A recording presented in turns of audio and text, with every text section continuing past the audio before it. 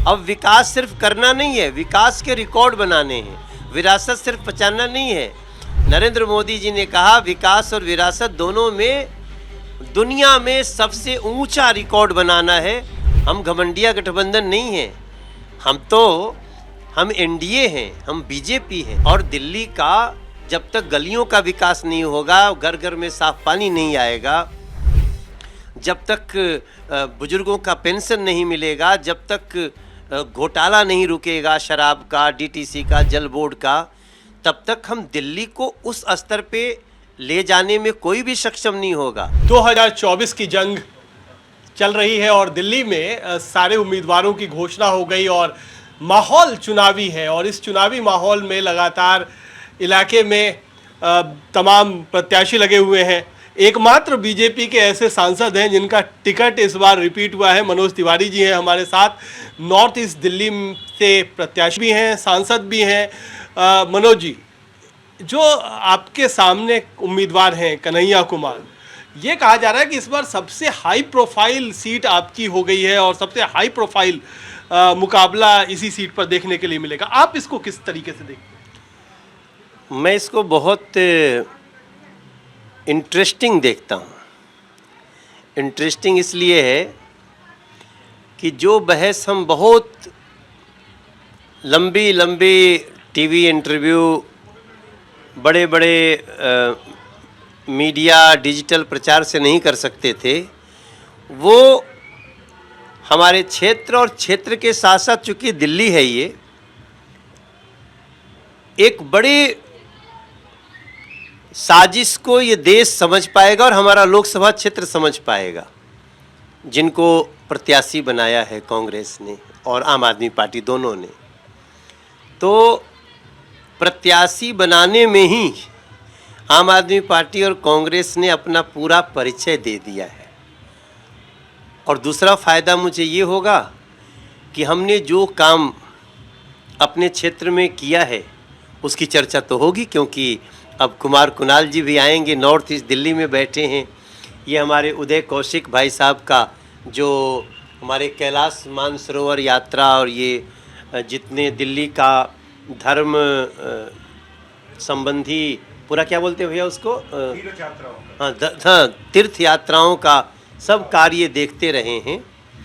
और यहाँ पे आप आएंगे तो आपको भी पता चलेगा कि किस तरह से मनोज तिवारी ने उस नॉर्थ ईस्ट दिल्ली को नरेंद्र मोदी जी के आशीर्वाद से सजाया है, जिसको कांग्रेस हमेशा इग्नोर करती रही है। अच्छा, एक बात आ रही है, आपने भी कहा कि एक तरीके से धर्म पर भी जोर है। तो क्या आपको लगता है कि ये जो चुनाव है ये ध्रुवीकरण का चुनाव ज़्यादा हो जाएगा? अभी हम आज घूम भी रहे थे, आज हनुमान जयंती भी है, तो बहुत सारी जगहों पर हमें यात्राएं भी दिखी हैं। तो क्या ये एक तरीके से ये पूरा ध्रुवीकृत चुनाव है?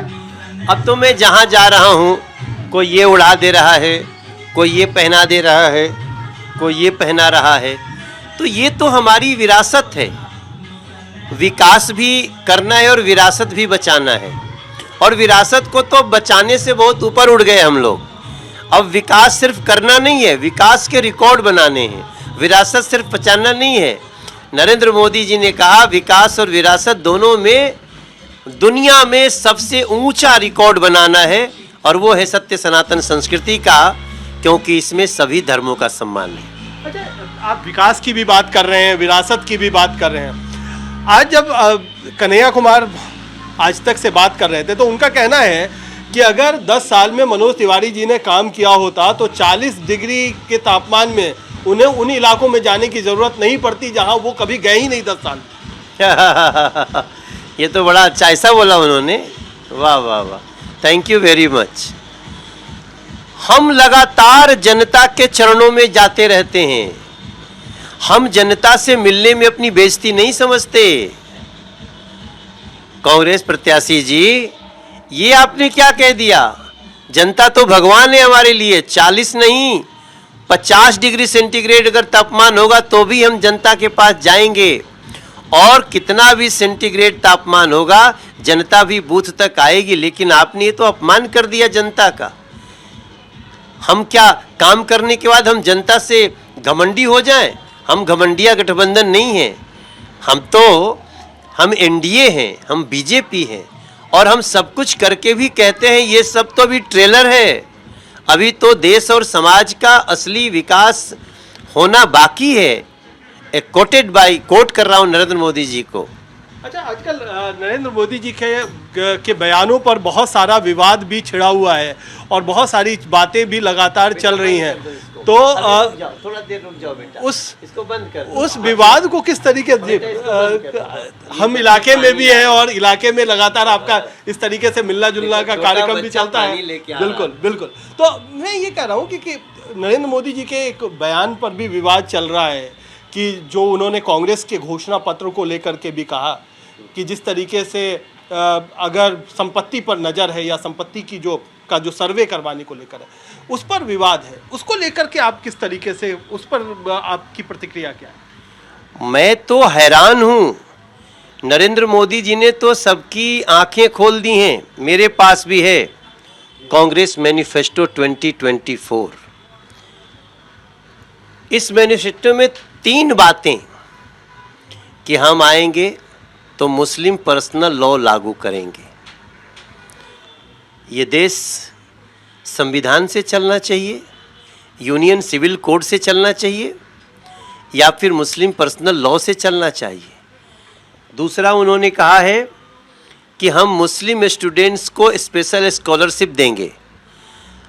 मुस्लिम स्टूडेंट्स के साथ साथ हिंदू, सिख, बौद्ध, जैन, पारसी, ईसाई, इनको क्यों नहीं? ये कैसे आप डिस्क्रिमिनेशन कर रहे हैं? और तीसरा आप लिखते हैं कि the economic empowerment of minorities is a necessary step, और उसके बाद आप लिखते हैं कि we will ensure that banks will provide institutional credit to minorities without discrimination. Discrimination का परिभाषा समझते हैं? आप कहते हैं कि हम सिर्फ एक धर्म के स्टूडेंट्स को स्कॉलरशिप देंगे, तो बाकी धर्मों के लोग आपको अभी क्या करेंगे? और वो भी जिस धर्म को आप देने की बात कर रहे हैं, उस धर्म को आज तक आपकी सरकार थी तो आपने क्या दिया?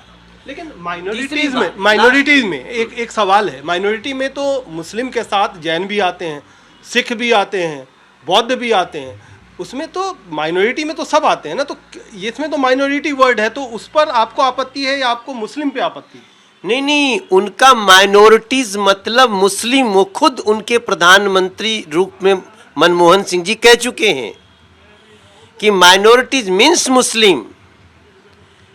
This is the line said by honourable Manmohan Singh ji, ex prime minister of India, और इसलिए हम इसको कोट कर रहे हैं। तब जब मोदी जी कह रहे हैं कि भाई आप बैंक में जो प्रॉपर्टी आप समीक्षा कराएंगे और सारी प्रॉपर्टी को आप वहां बांट देंगे, ये आप देश को क्या कह रहे हैं? आप मैंने जिनके ज़्यादा बच्चे हैं उनको आप बांट देंगे।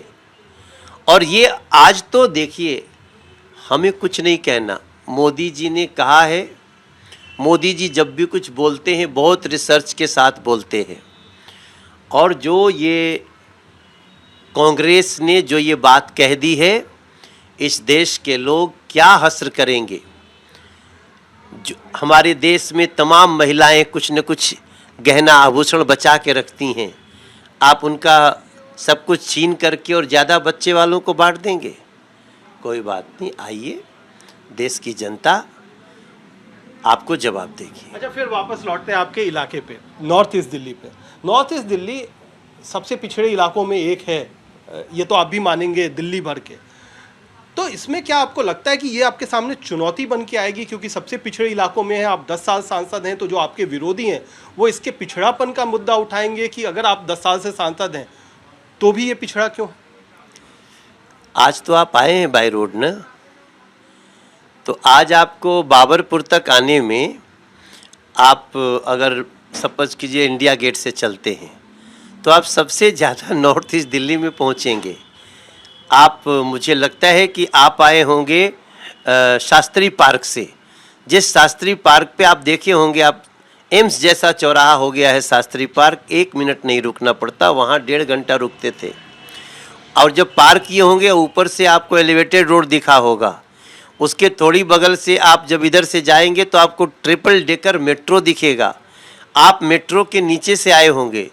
ये सब कुछ 2014 के पहले नहीं था, ये सब 2018 के बाद आया है कुमार भाई। तो अब हमारी नॉर्थ ईस्ट दिल्ली बहुत मामले में पीछे है, क्योंकि हम स्टेट गवर्नमेंट में हम नहीं हैं। और दिल्ली का जब तक गलियों का विकास नहीं होगा, घर घर में साफ पानी नहीं आएगा, जब तक बुजुर्गों का पेंशन नहीं मिलेगा, जब तक घोटाला नहीं रुकेगा शराब का, डीटीसी का, जल बोर्ड का, तब तक हम दिल्ली को उस स्तर पे ले जाने में कोई भी सक्षम नहीं होगा।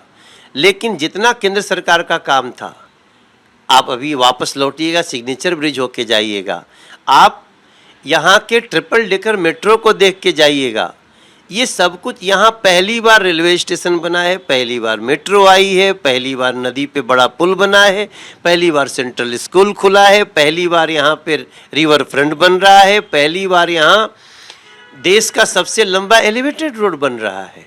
अच्छा, एक बात और है, क्योंकि आपके जो विरोधी हैं कन्हैया पे बहुत सारे विवाद जुड़े हुए हैं और आप निश्चित तौर पर अपने चुनाव प्रचार के में भी उसको उठाएंगे।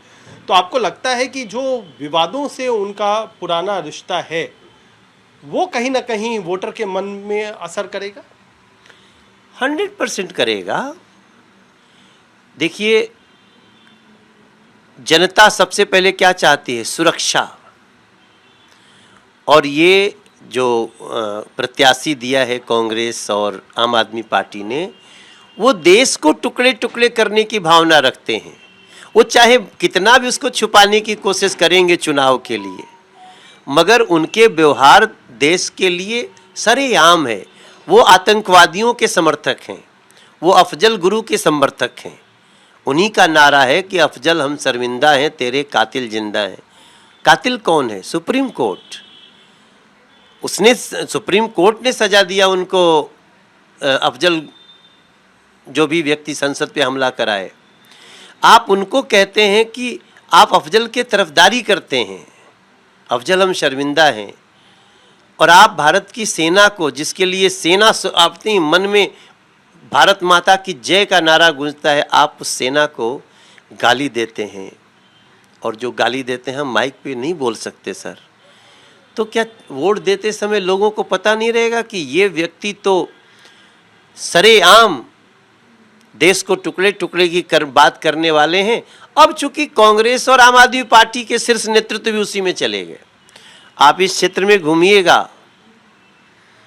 कांग्रेस के कार्यकर्ता हताश हैं, आम आदमी पार्टी के कार्यकर्ता, बड़े बड़े पदाधिकारी हताश हैं, निराश हैं, भाजपा ज्वाइन कर रहे हैं, कुछ घर बैठ गए हैं।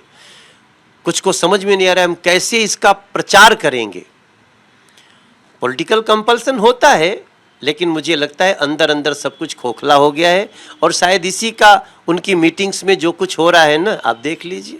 अच्छा, लेकिन वो उनसे भी ये सवाल पूछा गया था उनके भाषणों पर, उनके विवादित बयानों पर। उनका कहना था क्या कि सरकार तो आपकी है, पुलिस तो आपकी है, अगर उन्होंने ऐसा दिया था जो कि प्रमाणित नहीं हुआ, कोर्ट ने भी उनको कहा कि ऐसा कोई प्रमाण नहीं है, उनको जानबूझ करके इस तरीके से फंसाया गया, तो वो जेल में होते।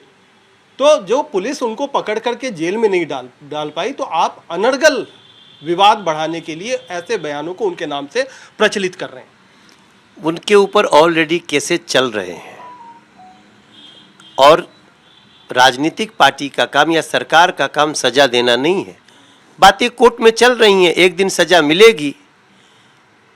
अगर वो इस आड़ में बचने की कोशिश करेंगे तो कोई बात नहीं, ये तो सबके मोबाइल में है।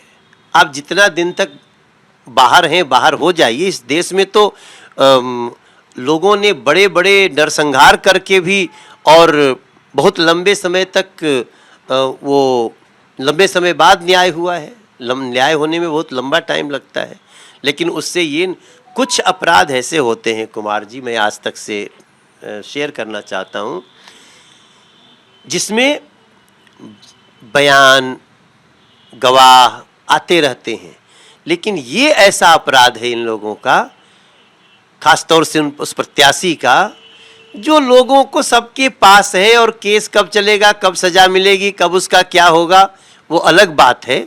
झूठ बोलने को तो कोई भी बोल करके बदल जाता है, लेकिन जो मोबाइलों में है वो थोड़ी बदल सकता है। और इसलिए जिसकी नीयत और नीति समझ में आ जाती है, उससे समाज चौकन्ना रहता है। चलिए, आपको बहुत बहुत शुभकामनाएं। और मनोज तिवारी लगातार यही बात कर रहे हैं कि कई मुद्दों पर ये चुनाव है। ये चुनाव न सिर्फ प्रत्याशी के खिलाफ है, जिनके खिलाफ कई सारे विवादित बयान हैं, उसके साथ ही साथ विकास का भी मुद्दा है, और साथ ही जिस पार्टी से उनकी चुनौती है, उनका मुकाबला है, उस पार्टी के खिलाफ भी जो एक माहौल है बतौर मनोज तिवारी, वो भी बड़ा काम करने जाएगा और आने वाले चुनावों में निर्णायक साबित हो सकता है।